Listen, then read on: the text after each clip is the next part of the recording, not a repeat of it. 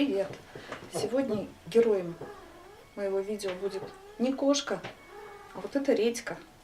Потому что у меня ребенок заболел, а для меня это вообще хуже всего. Вот. И сегодня я покажу, как делать такое средство, от кашля, вот, которому меня научила моя свекровь. Вообще это известный, конечно, рецепт, но не у всех же есть свекровь. Поэтому лучше вот я покажу, чтобы вы знали, как это делается. Вот. Когда, во-первых, вы выбираете редьку, надо посмотреть у нее какая попа, чтобы она была ровная и без дырочек, иначе весь сок, который нам нужен, как раз самое главное, чтобы он не вытекал оттуда снизу.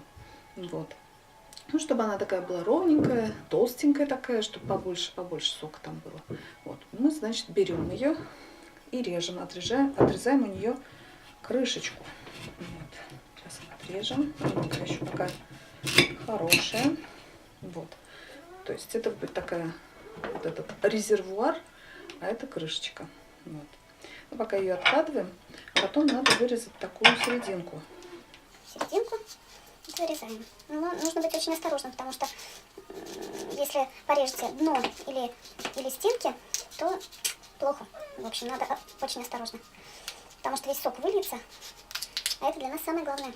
Вот. Я вообще своего ребенка, конечно, замучила со всякими средствами. Вот она мне постоянно говорит: мама, это ты виновата, что я не люблю лук, что я не люблю это. Ну ладно, потом поднимем, не люблю то. Вот. Потому что я ее заставляла пить в свое время молоко с луком, молоко с этим, молоко с тем, овес заваривала ей. Покупала деревенское молоко и в нем заваривала овес. Кстати, ей очень помогало, очень даже здорово. Правда, у нее, конечно, попа выросла вот такая, но зато у нее прошел кашель. А так мы кашляли очень долго, полгода, наверное. Вот. И, кстати, мы когда пришли к пульмонологу, она сказала: ну и что, подумаешь, кашляете полгода, ничего такого страшного нет. Мне было это как-то очень так ужасно, переживательно. Вот. Вот сейчас мы вырежем вот эту вот серединку. Кстати, очень так быстро даже получилось. Вот из этого можно сделать, вот из этих жмыхов, можно сделать какой-нибудь салатик из редьки. Это тоже очень полезно, между прочим. Не очень вкусно, но полезно. Вот.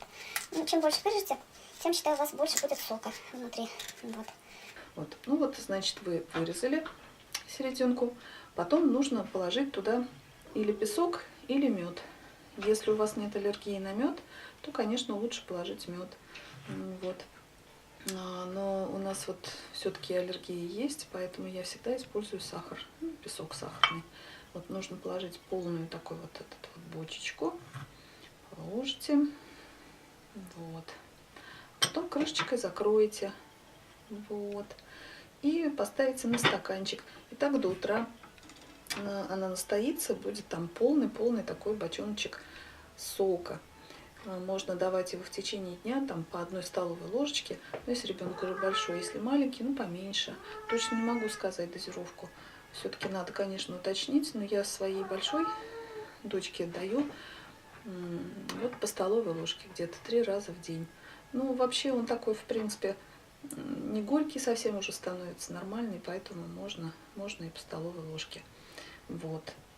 Очень хорошее средство. И отхаркивается, и смягчается. Вот. Еще мне нравится вот эта вот соляная лампа.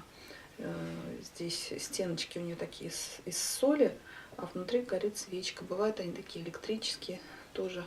То есть дышите солью, парами соли. Это тоже очень полезно. В санаториях даже есть такие соляные камеры, где люди сидят и дышат. Вот. А здесь можете дома у себя вот такое использовать. То есть купите и будете дышать парами соли. Тоже очень полезно во время эпидемии гриппа. Ну и вообще прикольно же смотрится. Круто так. Вот. А редьку очень рекомендую. Вот. Потому что такое естественное средство. Не какие-то там химии, лекарства животного происхождения. Вот. Так что будьте здоровы.